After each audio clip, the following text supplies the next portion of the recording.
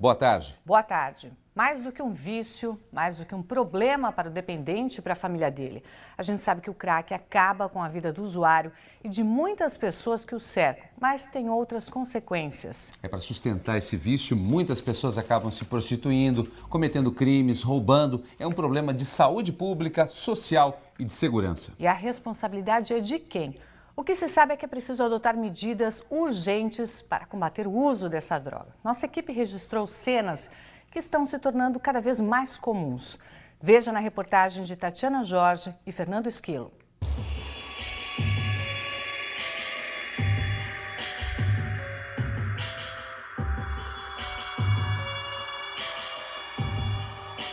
O mapa do crack em Santos ganha novos pontos. São vários os lugares da cidade onde os usuários da droga podem ser vistos. Aqui, bem em frente a este shopping, no bairro da Aparecida, os dependentes não se importam com o movimento de pessoas passando a todo momento. Eles se reúnem em um banco e acendem o cachimbo, que passa de mão em mão. No José Menino, ao lado da Gruta de Santa Catarina, flagramos mais um desses pontos. Na linha do trem, a mulher fuma e não se incomoda com a presença de quem passa por ali. Em outra área, onde também há uma linha do trem, perto da rua Silva Jardim, encontramos mais usuários de crack. Eles ficam entre o lixo. Um deles se esconde entre restos de móveis e pedaços de papelão para consumir a droga. Mesmo com a chuva, eles continuam ali.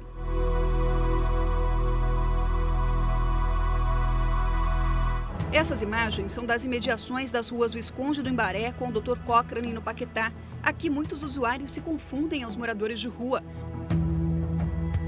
Boa parte das imagens que você acabou de ver foi gravada de dentro do carro para que os usuários de drogas não percebessem que nós estávamos por perto. Agora nós vamos sair para tentar conversar com eles e descobrir o que os levou até o crack. Encontramos pessoas que perderam tudo por causa da droga. Perdi meus filhos. Perdeu como? Pro pai. Como é que você consegue a droga? A morte é prostituição.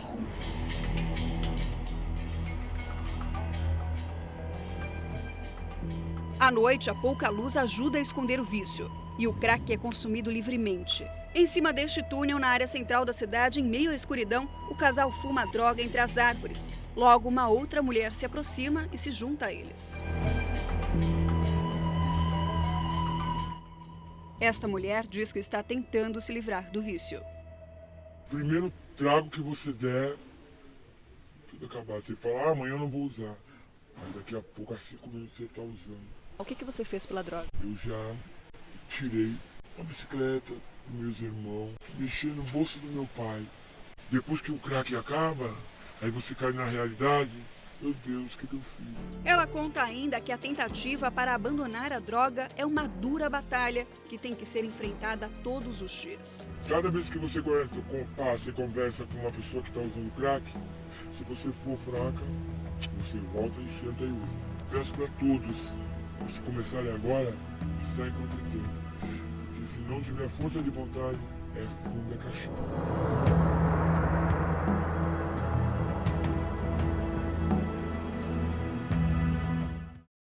A gente continua aqui no estúdio com o Dr. Rubens Amaral e a gente continua falando sobre crack. Quando a gente observa a situação em que chega um dependente do crack, fica difícil imaginar que é possível largar essa droga. Mas não é não. O tratamento é difícil, doloroso e para o resto da vida. Mas você vai conhecer agora a história de um homem, hoje pai de família, que conseguiu se recuperar. E assim como ele, outras pessoas, com o apoio da família, tentam trilhar o mesmo caminho. A minha vida é maravilhosa. Eu me casei, voltei a seguir a minha carreira. Hoje eu trabalho novamente na minha carreira, na minha profissão. E no mês passado, Deus me presenteou com o nascimento do meu filho. A vida feliz de hoje nada tem a ver com o passado do advogado, que precisou ser internado 5 vezes até se recuperar totalmente. Ele começou a usar drogas aos 11 anos. Primeiro foi a maconha, depois a cocaína e, por último, o crack. Ele gerou uma compulsão e um vício muito rápido, onde eu tinha que fazer uso diário e constante da droga. Eu usava o crack de 5 minutos, eu não conseguia parar, eu me tornei totalmente disfuncional. Eu não conseguia mais trabalhar, eu não conseguia ter amigos, eu não conseguia ter relacionamento com a minha família, com ninguém. Eu vivia para usar e usava para viver.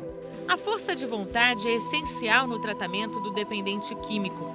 Nessa clínica, na Zona Noroeste, em Santos, a internação é voluntária. Os pacientes maiores de 18 anos ficam 10 meses aqui com acompanhamento médico e psicológico.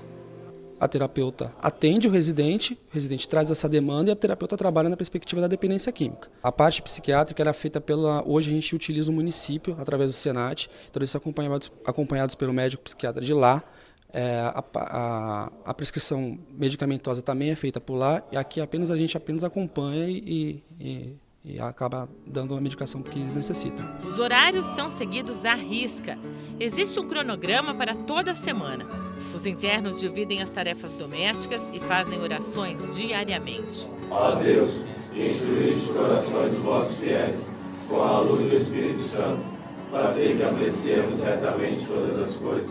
Rogério está na clínica há um mês. Estava no fundo do poço, não sabia se vivia ou não vivia. Só vivia para as drogas. A maior felicidade foi meu filho de 3 anos falar. Falei para ele, filho, eu vou ter que viajar, vou ter que me tratar e tudo. Eu pensei que ele não entendia de nada. Ele falou, papai, quando eu sair eu tô de braços abertos para te esperando. Até me arrepia quando eu falo isso. Na instituição, as famílias também são acompanhadas por um psicólogo. É imprescindível o apoio da família e o acompanhamento da família. A família é um dos pilares do tratamento, junto com o residente. Se não houver o acompanhamento da família e a família não entender esse processo que é uma doença, e tem que ser entendido como tal, dificilmente o residente vai conseguir, ou a pessoa, o dependente vai conseguir ficar lá fora sóbrio. A família não pode desistir, a pessoa não pode desistir. Não interessa quantas vezes ela vai cair. Não interessa se vai demorar 1 ano ou 20 anos. Mas o que não se pode perder é a esperança.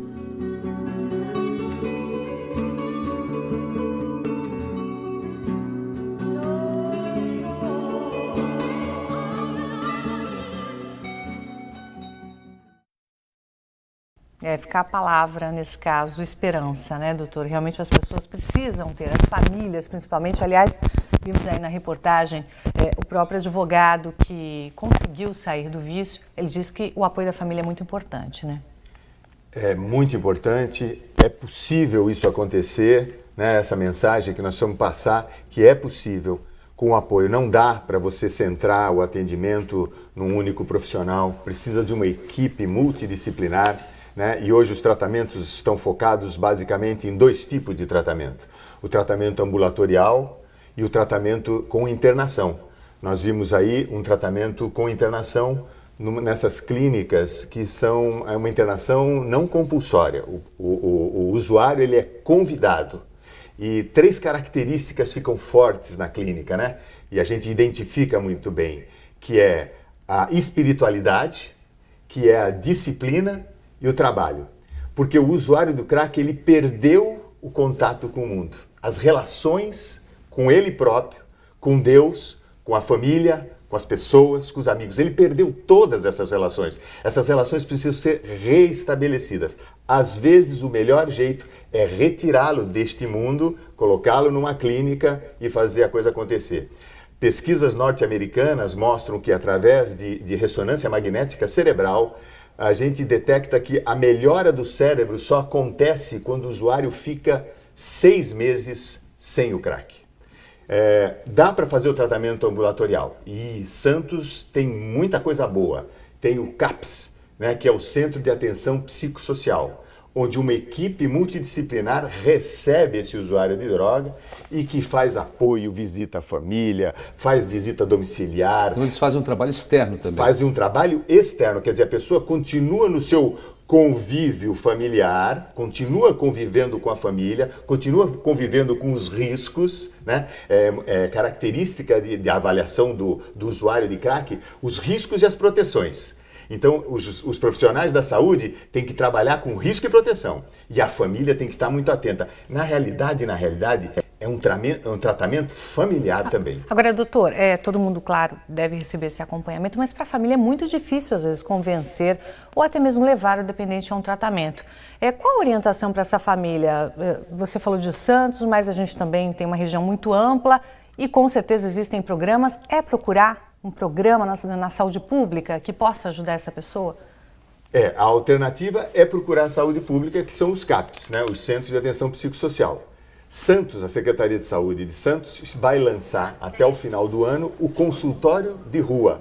Ou seja, é o CAPS no local onde está o usuário. Então isso vai ser uma coisa absolutamente fantástica. Nós vamos ter as pessoas, os profissionais da saúde, lá naquele lugar onde a pessoa está utilizando o crack. Quer dizer, nós vamos fazer uma atitude assim ativa, né? Ir buscar, ir levando todo o conhecimento. E vamos também fazer redução de danos, porque às vezes é melhor você parar o crack e continuar, eventualmente, consumindo um pouquinho de álcool. Então, a redução de danos até chegar à limpeza total. Isso a Prefeitura de Santos vai trabalhar. É possível a gente salientar que existe, então, uma cura, vamos dizer, para esse mal, mas o tratamento não se tem um parâmetro de quanto tempo duraria, né? O que a gente fala hoje é que a pessoa estará a vida inteira sob tratamento.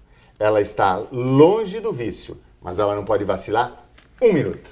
Vimos na reportagem, então, esperança, a família acompanhando e não desistindo. Esse advogado é um exemplo de que é possível. Hoje ele tem sucesso, ele é apaixonado pela família, então é na família que está o grande segredo. A nossa prevenção é um ponto antes. Nós temos que mudar mesmo a educação desse país. Obrigado, doutor. E olha, nós mostramos alguns pontos onde o crack é consumido em Santos, mas se você conhece outros lugares, denuncie. Mande um e-mail para denuncia@tvtribuna.com. Você não será identificado. E lembrando que o Dr. Rubens participa ainda de um bate-papo, terminando a nossa primeira edição do Jornal da Tribuna, participa de um bate-papo com os internautas sobre crack, não é isso, doutor? Isso mesmo. Obrigada pela participação, doutor, obrigado, pelas Vanessa, informações. obrigado, uma boa tarde, até semana que vem. Até semana que vem, obrigado. A dependência do crack é considerada já uma doença, os efeitos são devastadores no organismo dos dependentes, não é verdade, Vanessa? E quem fala sobre esse assunto é o doutor Rubens Amaral. Boa tarde, doutor. Boa tarde, dependência... boa tarde, Tony. Boa tarde, a gente viu aí uma luta realmente muito difícil. A dependência à droga se faz de forma muito rápida na pessoa, não é isso? O crack especialmente, né? O crack, ele entra no organismo com uma velocidade tão grande e vai direto para o cérebro, né? E causa uma recompensa, causa um prazer indescritível. Quando nós temos assim uma satisfação no nosso dia a dia, no nosso cotidiano, quando a gente recebe um beijo, quando a gente recebe um elogio, nós aumentamos em 100% o nosso hormônio da felicidade, que é a dopamina. Quando você fuma o crack, você aumenta em 1000%. O prazer é indescritível. Só que o efeito é extremamente efêmero, por isso vicia muito. Bom, você está falando dos efeitos, doutor. Vamos ver então como é que a droga age no organismo. Do cachimbo ao cérebro são apenas 10 segundos. O prazer é imediato. O coração acelera, as pupilas se dilatam e o aparelho digestivo é afetado, sendo comuns náuseas e perda de apetite. Bom, a gente viu aí que ela age muito rápido, como o senhor acabou de dizer. Tem esses efeitos que nós mostramos, mas existem muitos outros ainda, não é? Então, nesse momento, quando ele fuma, uma taquicardia incrível, o coração bate rapidamente, a pressão arterial sobe muito, né? E ele aumenta a temperatura do corpo e ele se sente o todo-poderoso. Ele fica fantástico, ele se sente muito bem. É um prazer indescritível. Mas esse prazer tem um período, né? Mas esse prazer é efêmero, dura 5 minutos. Diferente da cocaína inalada, né? Por quê? Porque essa cocaína é fumada, vai direto para o pulmão, atinge a corrente circulatória e faz esse efeito devastador. E aí ele vai consumindo cada vez mais. Há pessoas que consomem 40, 50 vezes ao dia. A pessoa vive para a droga. E aí aparecem a dependência, que é muito rápida no crack. A dependência no crack, ela é quase que na segunda pipada ele já fica dependente. E o pior de tudo, cria uma tolerância. Cada vez mais a dose tem que ser maior. Dizem os especialistas que na primeira vez que a pessoa usa o crack, o prazer é tão grande que ele tem até vontade e até às vezes ejacula, entra em orgasmo. Nunca mais ele vai sentir esse prazer. E sempre ele vai querer mais droga e mais droga. Tem a curto prazo e a longo prazo. A curto prazo são esses os sinais. A longo prazo os problemas... Bom, a curto prazo até morte, até fibrilação ventricular, parada cardíaca. A longo prazo, bom, aí vem as doenças do sistema nervoso central, as doenças psicológicas, as psicoses, depressão, né, que precisam ser tratadas a longo prazo. Tem uma usuária aqui que acabou usando um termo forte, quem não sai logo do vício é fundo, é caixão, quer dizer, vai morrer. E realmente muitos não têm chance de se recuperar, doutor? Eu acho, Tony, e que esse é um problema que não é só médico mesmo, sabe? Aliás, a medicina está se deparando com isso nesses últimos anos, né? Da década de 90 para cá, quando o crack realmente entrou no Brasil. É um problema social, como falou o nosso policial. É um problema social que precisa ser enfrentado com políticas públicas.